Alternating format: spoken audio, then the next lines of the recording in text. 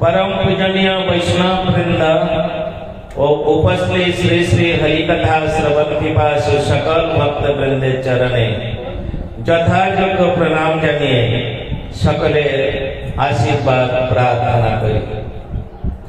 আজকে হচ্ছে শ্রী হরিবাসর তিথি। হরিবাসর তিথি শব্দের অর্থ কি? বহুবার আপনাদের নিকট আমি বলেছি, হরি বসতি যস্য বাসরে। হরি বসতি যস্য বাসরে।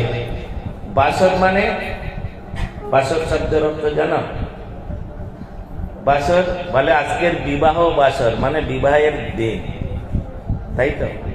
হ্যাঁ, আজকের বিবাহ বাসর।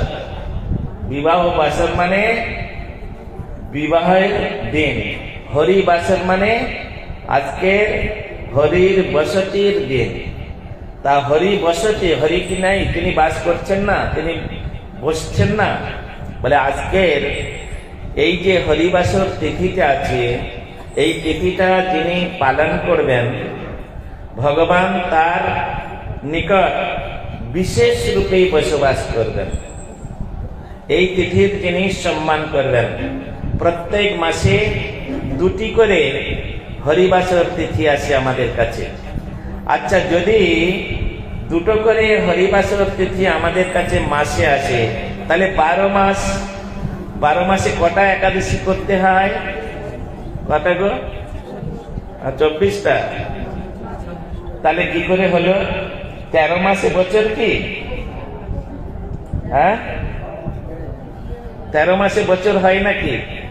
তাহলে 13 মাসে যদি বছরে, যদি মাসে দুটো করে একাদশী হয়, তাহলে হিসাব মতো আমাদের বছরে 24টা একাদশী পালন করতে হয়। কিন্তু দেখা যাচ্ছে শাস্ত্র মতে, বা আমরা সারা বছরের একাদশীর যদি হিসাব রাখি, তাহলে সেখানে দেখা যাচ্ছে আমরা 26টা একাদশী পালন করি। বলে কিরকম? তখন আপনারা যুক্তির মধ্যে আসবেন যে যদি কোনো মাস 31 বা 32-এ হয়, আর ওই মাসের 1 তারিখে যদি একাদশী পড়ে, তাহলে ওই মাসে 3টে একাদশী পালন করতে হবে। হ্যাঁ, যদি কোনো মাসে, ভালো করে শুনবেন, যদি কোনো মাসে 31 বা 32 মাস হয়, যেমন আষাঢ় মাস প্রায় 32-এ, ওটা কি বদল, 32 মাসে 32 দিনে মাস হয়, তাহলে ওই মাসের 1 তারিখে যদি একাদশী পড়ে, তাহলে ওই মাসে 3টে একাদশী হবে। এইভাবে 12 মাসের মধ্যে 2 বার 3টে একাদশী পালন করতে হয়। হ্যাঁ, কেন? যদি আমরা 30 দিনে মাস ধরি, তাহলে 12 মাসে 3 বার 36, 360 দিনে 1 বৎসর হচ্ছে। কিন্তু সেখানে 365 দিনে 1 বৎসর আমাদের।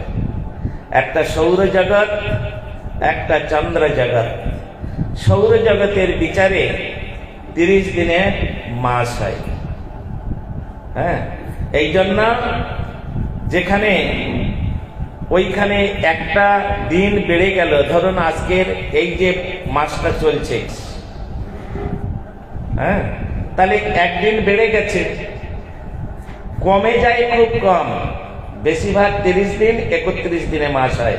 কয়েকটা মাস 32-এ হয়, আর 29 দিনে একটা মাস হয়। সেটা হচ্ছে, বলো তো কোন মাস? বলো। পৌষ মাস। পৌষ মাস হচ্ছে 29 দিনে হয়। এই জন্যে আমাদের ওই 29 দিনে একটা দিন কম হয়ে গেল বলে একদিনের পৌষ মাস হচ্ছে ভান্ডার পূরণ করার মাস। যে যার লক্ষ্মীর ভান্ডার পূরণ করতেন। হ্যাঁ, তা 30 দিনে ভান্ডার পূরণ হয়, একদিন কমে গেল মানে একটু কম থেকে গেল। এই জন্য অভাব অনটন সংসারে থাকে। যদি 30 দিনে মাস হতো তাহলে কারোর অভাব বলে কিছু থাকতো না আমাদের দেশে। এইটাই ভগবান আমাদের মানে একটা বিধান দিয়ে রেখেছে কি, যেহেতু তোমার একদিনের ভান্ডার খালি থাকলো, তুমি বুঝে সুঝে ভক্ষণ করো, হ্যাঁ, ভেবে চিন্তে তুমি খাও। তার জন্য তোমাকে কি করতে হবে, এই বছরে 26টা, এক মাস একাদে একটা দিন কমে গেল মানে একটা মাস তোমাকে উপবাস করতে হবে, তোমার খাবার চলবে না। যেহেতু 29 মাস হচ্ছে ভান্ডার পূরণের মাস, 29 মাস হচ্ছে 30 দিন না হলে ভান্ডার পূরণ হবে না। তাহলে একদিন কম মানে তোমাকে ওই একদিন করে খাওয়া বন্ধ করতে হবে। তার জন্য এই যে একাদশী তিথি, 26টা একাদশী আছে, তার মধ্যে আছে জন্মাষ্টমী, গৌর পূর্ণিমা, আর কি আছে, হ্যাঁ না, নৃসিংহ চতুর্দশী, রামনবমী এর মধ্যে আসবে না, এর মধ্যে আসবে না। এইরকম ভাবে তো যাই হোক আরো 4টে দিন আছে। এইভাবে তোমাকে কি করতে হবে, 30 দিন উপবাস করতে হবে। তাহলে কি হবে, তুমি যে ওই 29 দিন ভান্ডার পূরণ করেছ, তাহলে আর তোমার জীবনে কোনোদিন অভাব হবে না। আর যারা এই 30 দিন উপবাস করবে না, এই ব্রতগুলো পালন করবে না, তাদের সারা জীবনে অভাব থাকবে, কোনোদিন অভাব পূরণ হবে না, তাদের কোনোদিন অভাব পূরণ হবে না। ভালো করে খুব তত্ত্ব সিদ্ধান্তের কথা, আপনারা এসব জানেন না, বোঝেন না। হ্যাঁ, সব মাস 30 দিনে হচ্ছে। পৌষ মাস চলে গেছে, পৌষ মাস হচ্ছে ভান্ডার পূরণের মাস, লক্ষ্মীর মাস বলা হয় এটাকে। হ্যাঁ, বিশেষ করে পৌষ মাসে ঘরে ঘরে সব মায়েরা লক্ষ্মী পূজা করেন। ওই মাসে ধান গোলাতে ভর্তি হয়, ওই মাসে লক্ষ্মী পূজা হয়, পৌষ পার্বণ, পিঠা পার্বণ ওই মাসে সব, হ্যাঁ তাই না? কিন্তু ওই মাসটা 29 দিনে হয়ে যাচ্ছে। 29 দিনে হয়ে যাওয়ার জন্য আমাদের এই জগতে একদিনের খাবার কম হয়ে যাচ্ছে। তাহলে একদিনের খাবারটা তোমাকে সংরক্ষণ করতে হবে তো। হ্যাঁ, এই একদিনের খাবার মানে 1 বৎসরের মধ্যে 1 মাস, 1 বৎসরের মধ্যে 1 মাসের খাবার কম। তাহলে তোমাকে সেটা সংরক্ষণ করতে গেলে তোমাকে এই সমস্ত ব্রতাদি করতে হবে। এটা হচ্ছে তপস্যা। একাদশীর ব্রত, জন্মাষ্টমীর ব্রত, তারপরে গৌর পূর্ণিমা, নৃসিংহ চতুর্দশী, রামনবমী, এগুলো হচ্ছে তপস্যার দিন। মুনি ঋষিগণ যখন বনের মধ্যে তপস্যা করেন, তখন কি তারা বনের মধ্যে গিয়ে খালি খাই করে? হ্যাঁ, তাহলে তপস্যা হবে? হবে না। কোন রকম ভাবে দিনান্তে একবার, হ্যাঁ, সূর্য অস্ত্রের পূর্বে অস্ত গেলে আর তারা কিছু গ্রহণ করতেন না। বনের মধ্যে থেকে গাছ থেকে দুটো একটা ফল করে নিতেন, আর নদীর তীরে গিয়ে নদীর জল পান করতেন, আর ওই ফলটা খেয়ে সারাদিন তারা বৃক্ষতলে বসে গোবিন্দের ভজন করতেন, তপস্যা করতেন। এই নাম হচ্ছে তপস্যা। ওই রকম একাদশী ব্রত বা অন্যান্য যে সমস্ত ব্রতের কথা আমাদের আসছে, সেই ব্রতগুলো আমাদের ওই রকম তপস্যার মতো পালন করতে হবে। দিনান্তে একবার ভোজন করতে হবে।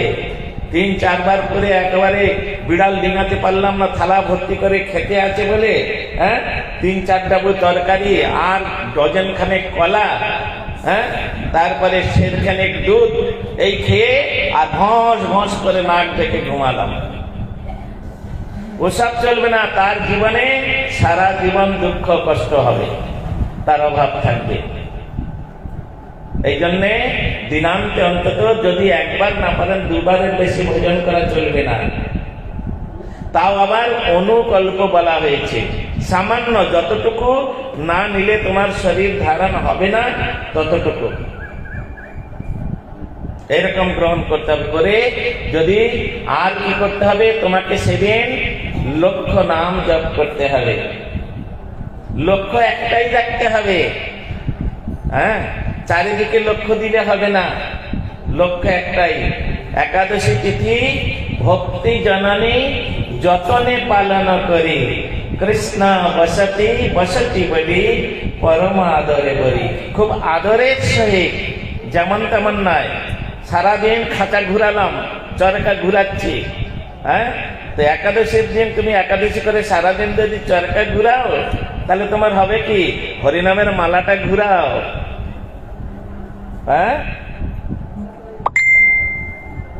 ওসব চলবে না। তুমি স্কুলে ভর্তি হয়েছ পড়াশোনা করার জন্য, তোমার বাড়িতে বই কেনার পয়সা আছে কিনা, আর তুমি খেতে পাচ্ছ কিনা, তুমি প্রতিদিন টাইম মতো স্কুলে আসার সুযোগ সুবিধা পাবে কিনা, ওটা স্কুল দেখবে না। তোমাকে স্কুলের যে ফর্মুলা রয়েছে সেই ফর্মুলা তোমাকে মেনে চলতে হবে, তাহলে তুমি পড়াশোনা করতে পারবে। হ্যাঁ, পড়াশোনা করতে পারবে। তুমি যদি ওই ফর্মুলা মেনে না চলো তাহলে তোমার পড়াশোনা হবে না। সেই রকম এটা হচ্ছে পারমার্থিক স্কুল, ডিভাইন স্কুল। এটা হচ্ছে ডিভাইন স্কুল, পারমার্থিক স্কুল। এই স্কুলে পড়তে গেলে এখানে ফর্মুলা মেনে চলতে হবে। তুমি যদি এখানে ফর্মুলা মেনে না চলো তাহলে তোমার সাধন ভজন হচ্ছে না, তোমার একাদশী ব্রত হচ্ছে না। সুন্দর সুন্দর বিচারগুলো আমাদের মনি ঋষিগণ তাহারা দিয়েছেন, তারা নিজের জীবনে আচরণ করেছেন। আচরণ করে তারা আমাদেরকে উপদেশ করেছেন, তোমরা যদি এইভাবে আচরণ করো তাহলে তোমরাও আমাদের মতো এইরকম একদিন সিদ্ধি প্রাপ্তি হতে হবে। আরে মনি ঋষিগণের কথা ছাড়ুন, স্বয়ং ভগবান শ্রী চৈতন্য মহাপ্রভু তিনি আজ থেকে প্রায় 550 বছর পূর্বে এসে তিনি নিজেই তার মাকে বলছেন, মা তোমাকে একাদশী ব্রত করতে হবে। হ্যাঁ, চৈতন্য ভাগবতের মধ্যে শ্রীল বৃন্দাবন দাস ঠাকুর তিনি লিখলেন, একদিন মাতৃপদে করিয়া প্রণাম, প্রভু বলে মাতা মরে দেহ একদান। একদিন মায়ের চরণে প্রণাম করে, তখন কত বছর বয়স মহাপ্রভুর? মাত্র 4 বছর বয়স। মহাপ্রভুর তখন 4 বছর বয়স মাত্র। তিনি মায়ের চরণে প্রণাম করে বলছেন, মা আজকের আমি তোমার কাছে একটা দান চাচ্ছি, তুমি আমাকে একটা দান করো। বলে কি করব? মাতা কহে তাই দিব যা তুমি মাগিবে। প্রভু বলে একাদশীতে অন্ন না খাইবে তাই গৌত্রমানন্দে। মা বললেন, বাবা তুই আমার কাছে যা চাইবি আমি তোকে তাই দিব, বল তোর কি দরকার? বলে, মা আমি তোমার কাছে এইটাই ভিক্ষা চাচ্ছি, তুমি একাদশীতে অন্ন খাবে না। মাতা কহে ভালো হইল অন্ন না খাইব, সেই হইতে একাদশী করিতে লাগিল। মহাপ্রভু বলছেন, মা তুমি যদি একাদশী ব্রত না করো, তুমি যদি ভগবানের প্রসাদ ভোজি না হও, তাহলে আমি লোককে উপদেশ করব কি করে? তারা তো আমার উপরে বলে দেবে তোমার মা করে, তোমার ভাই আত্মীয় স্বজন করে, তুমি আমাদের উপদেশ করতে এসেছো। হ্যাঁ, তোমরা আগে করো, তোমরা আগে করলে তবে আমি অপরকে বলার সুযোগ পাবো। আপনি আচরি ধর্ম জীবের শিখায়, আপনি না কইলে ধর্ম শিখানো না যায়।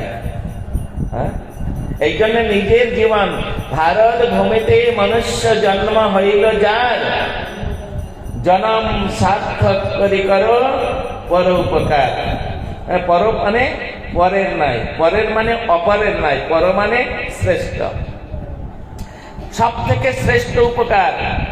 আজকের ছোটদার বাড়িতে একটা ভিখারি এসেছে, পূজার সময় চারিদিকে পূজার বাজনা বাজছে, আর নিজেরা খুব নতুন নতুন জামা কাপড় পরে ঘুরে বেড়াচ্ছে। একজন ভিখারি এসে বলল, দাদা তোমরা তো সব নতুন নতুন জামা কাপড় পরে ঘুরে বেড়াচ্ছ, আমি তো ভিখারি মানুষ, আমার কেউ দেয় না, তো একটা কাপড় দাও না। হ্যাঁ, দাদার শরীর খুব দয়ার শরীর, দেখতে পারে না লোকের কষ্ট, তাই কি করলো, একটা কাপড় কিনে দিল।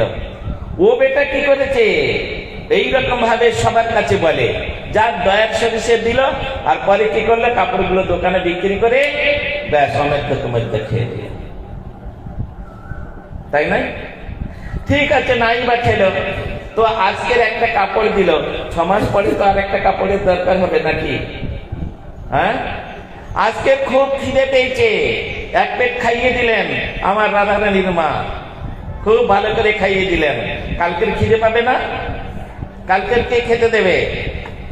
সুতরাং এই যে দানগুলো, এই যে দয়াগুলো, এই দয়াগুলো হচ্ছে কৃত্রিম দয়া।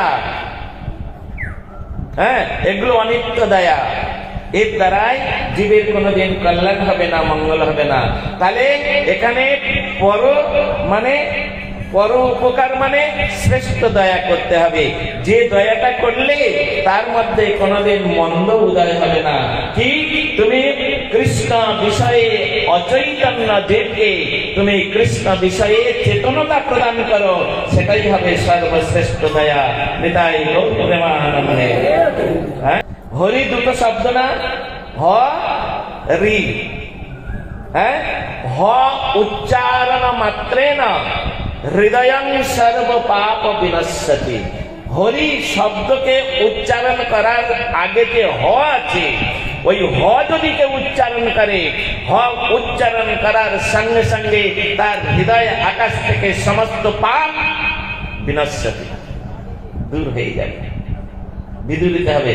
আর রি মানে স্থাপন, হ্যাঁ, স্থাপন করা।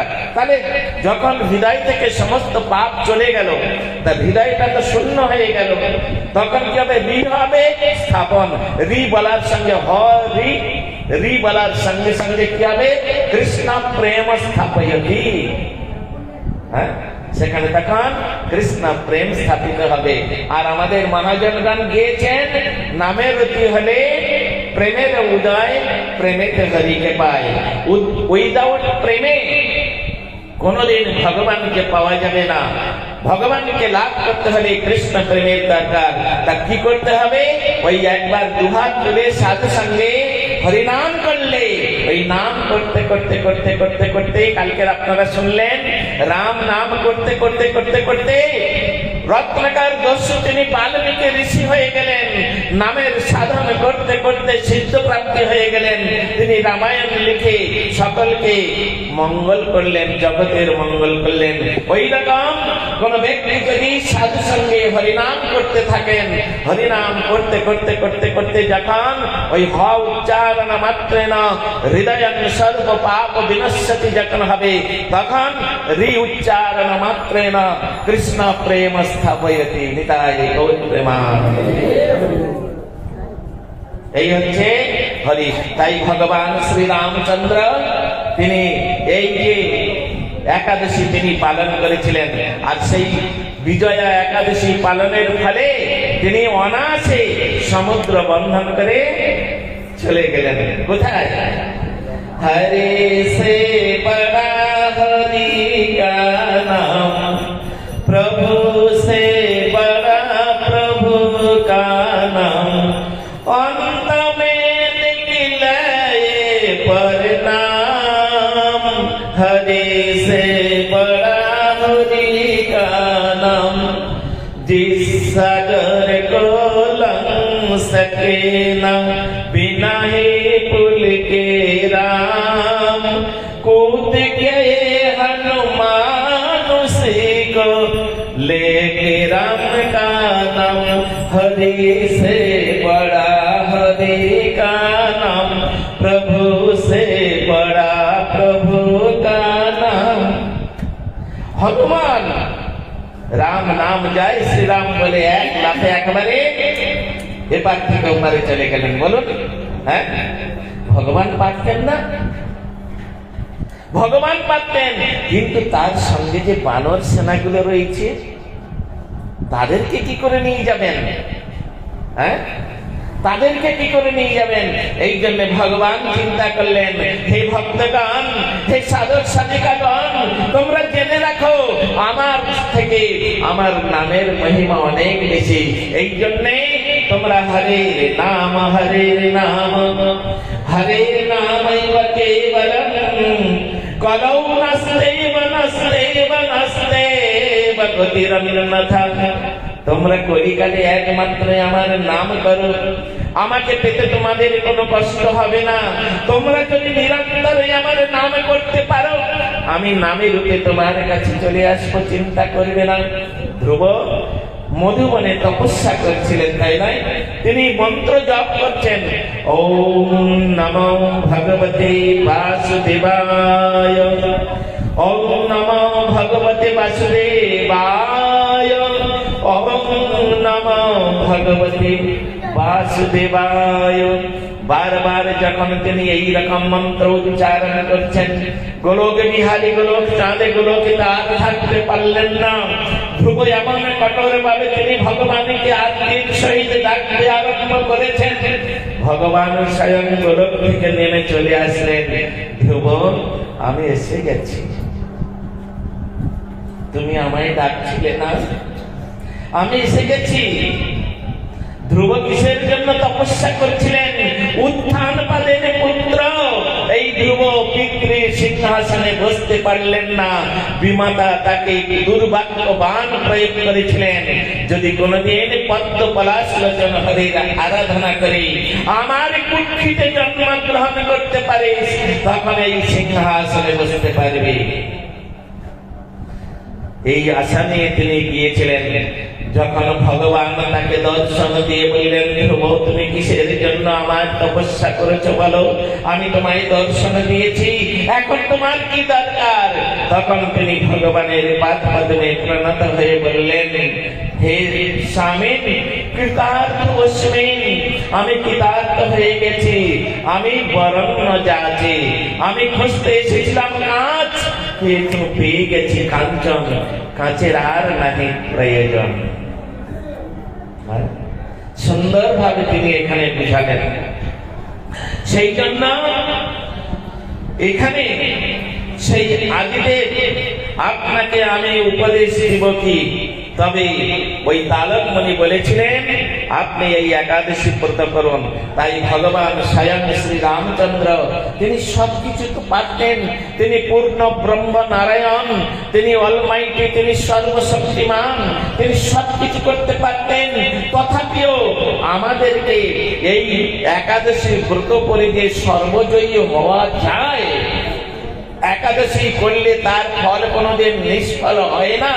ভগবান শ্রী রামচন্দ্র তিনি নিজে আচরণ করে জগতে শিক্ষা দিলেন, আপনি আচরি ধর্ম জীবের শিখায়, আপনি না কইলে ধর্ম শিখানো না যায়।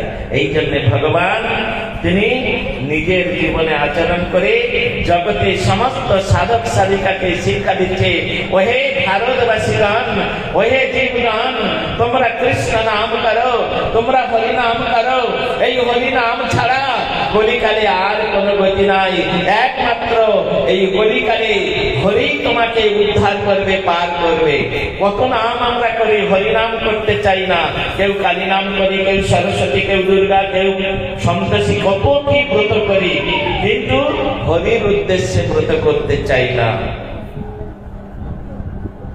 একটা ছোট্ট গল্প বলি, আর বলে আজকের হরিকথার বিশ্রাম দেব। শুধু হরিকথার বিশ্রাম আজকের নয়, এ বছরের জন্য আজকে আমি বিশ্রাম দেব। কারণ আগামী বছর যদি বেঁচে থাকি তবে তো আসবো, যদি সুস্থ রাখেন গৌরহরি তবে তো আসবো। যদি অসুস্থ হয়ে যায় তাহলে আপনাদেরকে কাছে এসে আর আপনাদের এত স্নেহ প্রীতি ভালোবাসা দিতে পারবো না। হ্যাঁ, সেই জন্য এবছর বলে দিয়ে যাই, একটু দেরি হবে, যদিও আমার রাত্রে কলকাতায় দমদমে প্রোগ্রাম আছে, আমাকে এখান থেকে গিয়ে প্রোগ্রাম করতে হবে। হ্যাঁ, তথাপিও আমি 2-4 মিনিট একটু সময় নিয়ে বলছি। আমি বলছি না কি বলে বলেছি, একটা স্টোরি বলবো বলেছি, তাই না? কি স্টোরি বলবো? কিসের জন্য বলবো? হরিনাম করতে হবে, তাই তো? হরিনাম না করলে হবে না, তাই তো? তা এখন এখানে বলতে গিয়ে সেখানে বলছেন যে হরি ছাড়া গতি নাই, হরি ছাড়া গতি নাই। রেঙ্গুন বলে আমাদের ভারতবর্ষের একটা পাহাড়ি শীত প্রধান দেশ আছে, আপনারা হয়তো সেসব জায়গার নামই শোনেননি, আমরা সব গিয়েছি রেঙ্গন। সেখানে আমাদের একজন মহারাজ প্রচারে গিয়েছিলেন। তো ওখানে একটা মিষ্টি দোকান আছে, যেমন আপনাদের রাস্তার ধারে ধারে কত সব মিষ্টি দোকান রয়েছে না, বিশাল বড় একটা মিষ্টি দোকান।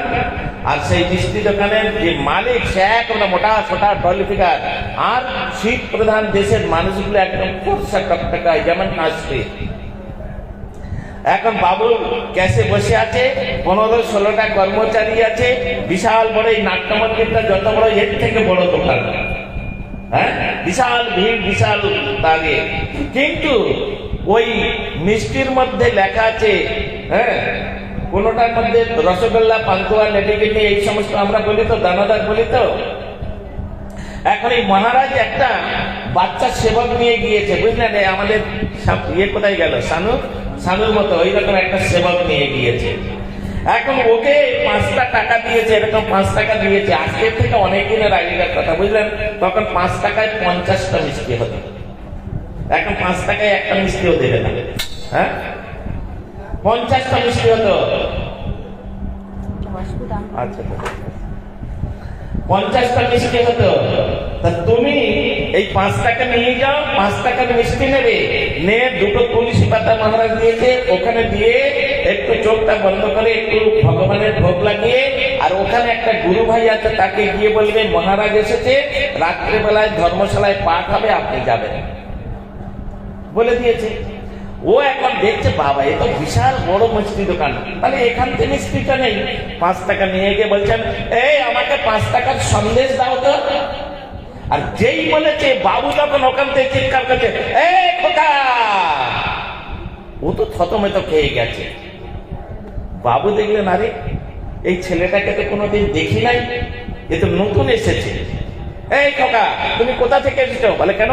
আমি নবদ্বীপ থেকে। বাচ্চা হলেও একটু পরোয়ার ছিল, হ্যাঁ, আমি নবদ্বীপ। ও আচ্ছা আচ্ছা, এই শোনো, আমার দোকানে মিষ্টি চাইতে হলে, মিষ্টি নিতে হলে ওই সন্দেশ দাও, রসগোল্লা দাও, দানাদার দাও, এই বললে পাবে না। কি বলতে হবে বাবু? ওই যে লেখা আছে দেখো। কেন? সেই বাবু ছিল, সে হচ্ছে মায়ের ভক্ত, হ্যাঁ, সে মা ছাড়া কিছু জানে না, মানে কালী ভক্ত, আর কালী মায়ের ভক্ত। তাই ওই গায়ের সব লিখে রেখেছে। আমরা যেমন এই মিষ্টি দোকানে গিয়ে দেখি মিষ্টির প্লেটের উপরে লেখা থাকে না, 6 টাকা, 8 টাকা, 10 টাকা, 12 টাকা, এরকম সব মিষ্টির দাম লেখা থাকে না। সে মিষ্টির গায়ে সব লিখে রেখেছে, আয় মা, যা মা, খা মা, দে মা, নে মা, এই সব লিখে রেখেছে। এই বলে মিষ্টি চাইতে হবে, তবে মিষ্টি পাওয়া যাবে, তা না হলে মিষ্টি বিক্রি হবে না। কালকের থেকে তুমি যদি আমার দোকানে আসো, তাহলে এই নামে মিষ্টি চাইবে। বলে ঠিক আছে। এখন ওইখানে মাঝখানে মহারাজ ছিলেন, বাবুর সঙ্গে ওই ছেলেটার খুব পরিচয় হয়ে গেছে। তাই প্রতিদিন কালেকশনে যাবার সময় বাবুর সঙ্গে একবার দেখা করে যায়, কোনো দিন 10 মিনিট 15 মিনিট একটু কথা হয়। আর ওই ছেলেটা বলে, আপনি খালি মা মা করেন, আরে মায়ের উপরে তো হচ্ছে কি কৃষ্ণ, আপনি কৃষ্ণ কৃষ্ণ বলুন। হ্যাঁ, ও তো বড় লোক, একবারে বেশ মোটা ছোটা পণ্ডিত লোক, জ্ঞানীমানী লোক, হ্যাঁ, লেখাপড়ার লোক। ও বাচ্চাটাকে একেবারে ফাঁকবে, তুই কি জানিস বাচ্চা ছেলে? জানিস মা হচ্ছেন পরদেবতা, মায়ের উপরে কেউ নাই, সবার উপরে মহাসত্য, এর উপরে আর নাই। হ্যাঁ, মা হচ্ছে অল ইন অল। আর ও কিছুতেই স্থাপন করতে পারে না যে কৃষ্ণই পরদেবতা, এটা কোনোদিন স্থাপন করতে পারে না। কেন? সবে তো বাচ্চা, সে এখন অত তত্ত্বের মধ্যে প্রতিষ্ঠিত হয়নি, তাই কিছুতেই পাচ্ছে না। একদিন কি হয়েছে, ওইরকম বেশ 20-25 দিন হয়ে গেছে, একদিন মনে হয় ওই বাবুর কোনো একজন আত্মীয় স্বজন মারা গেছে। হ্যাঁ, তো ওই ছেলেটা কালেকশনে যাবার সময় দেখলো দোকানটা বন্ধ আজকে। কেন? মিষ্টি দোকান তো বন্ধ হয় না, এতদিন এসেছে একদিনও বন্ধ হয়নি, কি ব্যাপার? যাচ্ছে কোনো ব্যাপার হয়েছে। ও তো যাচ্ছে, যেতে যেতে দেখছে চারজন লোক একটা মোড়াকে মাথায় করে নিয়ে, ওই কাঁধে করে নিয়ে, আর বল হরি হরি বল, বল হরি হরি বল, বল হরি হরি বল বলে নিয়ে যাচ্ছে। পিছনে কতগুলো লোক তারা খোল কলতাল বাজে, হরে কৃষ্ণ কৃষ্ণ কৃষ্ণ হরে হরে, হরে রাম রাম রাম হরে হরে। কীর্তন করতে করতে যাচ্ছে, আর অনেকগুলো লোক কানতে কানতেও যাচ্ছে। প্রথমে মোড়াটা যাচ্ছে চারজন মাথায় করে কাঁধে করে নিয়ে, তার পিছনে কীর্তন দল যাচ্ছে হরিনাম করতে করতে, তার পিছনে কিছু মেয়ে আর ছেলেরা তার কানতে কানতে যাচ্ছে। ও বললো বাহ, এই বলে দেখে চিন্তা করছে কে যাচ্ছে। এখন ওই যে ভদ্রলোক মিষ্টি দোকানি, ও তো বেশ মোটা সোটা লম্বা চওড়া, তো দেখছে একটা গামছা পরেছে, একটা গামছা কাঁধে নিয়েছে, নিয়ে ও মোড়াটার সামনে ধরেছে, ধরে ও নিয়ে যাচ্ছে। ও বলছে বলো হরি হরি বল, বলো হরি হরি বল। ভালো করে দেখলো, বাবু তো মিষ্টি দোকানের বাবু তো না অন্য কেউ, ভালো করে দেখে দেখে নিয়ে বলে দাঁড়িয়ে তো বাবু, মিষ্টি দোকানের বাবু, দাঁড়াও বাবু, কালকে তোমার মজা দেখাবো। পেয়ে গেছি সূত্র, এবারে কালকে তোমার আমি মজা দেখাবো। এই বলে চলে গেছে। পরের দিন যখন সে কালেকশনে যাচ্ছে বেলা 8টার সময়, দেখছে বাবু তো একেবারে মিষ্টি দোকানে বসে আছে। আর তখন ওই ছেলেটা গিয়ে বলছেন, বাবু আপনি হচ্ছে একটা চিটিংবাজ। প্রথমেই একেবারে রাগিয়ে দিয়েছে, আপনি একটা চিটিংবাজ, মুখে একরকম করেন বলেন আর কাজে একরকম করেন। তা যে মুখে একরকম কথা বলে আর কাজে একরকম করে সে তো চিটিংবাজ, তাই না? কি গো, আমরা তাই বলি তো। মানে সে একটা খতবাজ, চিটিংবাজ, যে মুখে একরকম বলে। তা বাবু আপনি মুখে একরকম বলেন আর কাজে একরকম করেন। এই খোকা, মুখ সামলে কথা বলো। তুমি দেখি আজকাল একটু আমি তোমার সঙ্গে মেলামেশা করছি বলে খুব বাড়াবাড়ি যা তা বলছো। বলে কেন বাবু, রাগ করছেন কেন? আমি যা তাই তো বলছি। বলে কি যা তা? বলে কালকের আপনি কোথায় যাচ্ছিলেন? শ্মশানে মনে হয় কোনো মোড়া টোড়া নিয়ে। বলে হ্যাঁ, আমার কাকা মারা গিয়েছিল গ্রাম সম্পর্কে, তাই যাচ্ছিলাম। তা আপনার কাছে যখন আমি দোকানে আসি তখন বলেন মা ছাড়া কেউ নাই, মায়ের উপরে কেউ নাই, মায়ের উপরে কেউ নাই। হ্যাঁ, তা কালকে যখন মোড়াটা নিয়ে যাচ্ছিলেন বলো হরি হরি বল বলে নিয়ে যাচ্ছেন কেন? বলো কালী কালী বল বলে নিয়ে যেতে পারলেন না? তাহলে আপনি চিটিংবাজ নয়। এখানে বলছেন মায়ের উপরে কেউ নাই, মা সর্বে সর্বা, বলো কালী কালী বল বলে নিয়ে গেলেন না কেন? বলো হরি হরি বল বলছিলেন কেন? তখন ওর মাথার টনক মেরেছে। এখন কি বলবে? হ্যাঁ, তখন বলছেন খোকা আজকে তোমার কাছে আমি বলে যেতে। বলে কেন? বলে কালী বল বললে মোড়া উঠবে না, হরি বল বলতে হবে। কেন? পাপানি হরতি যশৈব হরি। পাপ দূরীভূত করতে গেলে কালী কোনোদিন পাপ দূরীভূত করতে পারবে না, একমাত্র হরি পাপ দূরীভূত করতে পারবে, এ তাদের ব্যতীত আর কেউ। এই জন্য সকলে আমরা এই জগতে এসেছি কৃষ্ণ ভজিবার তরে, সংসারে আইন মিছে মায়ায় বদ্ধ হয়ে বৃক্ষ সম হইল। ফল রূপে পুত্র কন্যা ডাল ভাঙ্গি পড়ে, কাল রূপে সংসারেতে পক্ষী বাসা করে। হ্যাঁ, তাহলে যে যার মুখে কৃষ্ণ নাম হয় না, যে কৃষ্ণ নাম করে না, যে ভগবানের প্রসাদ ভক্ষণ করে না, তার শরীরের মধ্যে কাল বাস করে। যে গৃহের মধ্যে হরিনাম হয় না, যে গৃহের মধ্যে ভগবানের আসন নাই, যে গৃহের মধ্যে ভগবানের ভোগ লাগে না, ভগবানের প্রসাদ সেবা হয় না, সেই গৃহের মধ্যে কাল বাস করে। আর যেখানে কাল বাস করে সেই গৃহের অবস্থা, সেই শরীরের অবস্থা কি হবে বুঝতে পারছেন তো? সুতরাং আমাদের হরিনাম করতে হবে, হরিভজন করতে হবে। এই মনুষ্য জন্মটা আমরা পেয়েছি একমাত্র কৃষ্ণ ভজনের জন্য, হরিনামে করার জন্য, সাধুগুরু বৈষ্ণবের সেবা করার জন্য। যদি না করি তাহলে এটা পরের জন্মে কুকুর জনি প্রাপ্ত হতে হবে, শুকর জনি প্রাপ্ত হবে, পায়খানা খেয়ে বেঁচে থাকতে হবে। হ্যাঁ, যদি হরিভজন না করি। এই জন্য আদিবাসতে কে বর্ষে অবশ্য মারণ, নিশ্চিন্তে না থাকো ভাই, যত শীঘ্র পারি করো শ্রীকৃষ্ণ ভজন, জীবনের ঠিক নাই। অতএব আমরা কৃষ্ণ নাম করব। আর বিশেষ করে এই যে একাদশী ব্রত, এটা যদি কোনো মনুষ্য জীবনে যদি পালন না করেন তাহলে তার আর পুনরায় জন্মগ্রহণ করতে হবে না, তার আর জন্ম হবে না, সে মনুষ্য জন্ম আর পাবে না। হ্যাঁ, এই জন্য যত শীঘ্র পারি করো শ্রীকৃষ্ণ ভজন, জীবনের ঠিক নাই। তাই আজকে সেই একাদশী তিথি, আর আজকে সেই হরিবাসর তিথি, সেই একাদশী দেবী এবং হরিবাসর তিথি।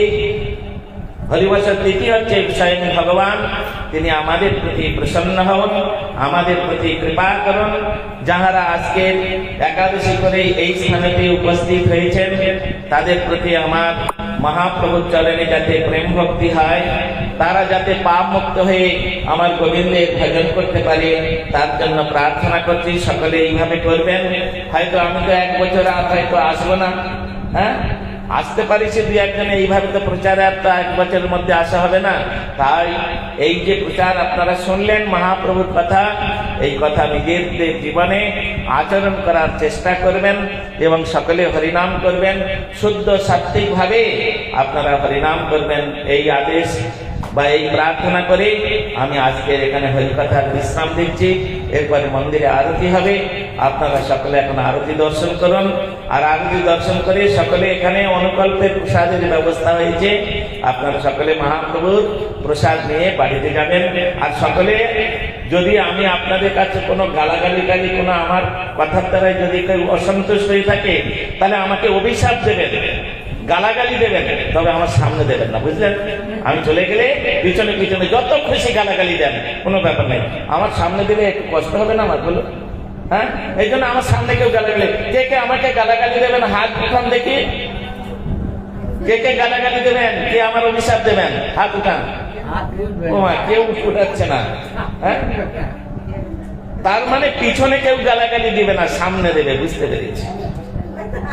যাই হোক, এখন আপনারা আরতি দর্শন করুন। বলো সচিনন্দন গৌর হরি কি, আজকে আনন্দ কি, হরিনাম সংকীর্তন কি, বলো শ্রী হরি সচিনন্দন গৌর হরি কি, নিতাই গৌর প্রেমানন্দে হরি হরি বল। ঠাকুরের দিকে ঘুরে বসুন সবাই, কাউকে দাঁড়াতে হবে না, বসুন। যশোমতী নন্দনা কীর্তন হবে, ঠাকুরের দিকে ঘুরে বসুন। হরে কৃষ্ণ, হরে কৃষ্ণ। বর্তি রিম্পার মাকে বলছি, তুমি রিম্পার মা, হরে কৃষ্ণ। বর্তি, এই বর্তি, রিম্পার মা, তুমি যাবার সময় আমার সঙ্গে একটু দেখা করে যাবে। হ্যাঁ, যশোমতী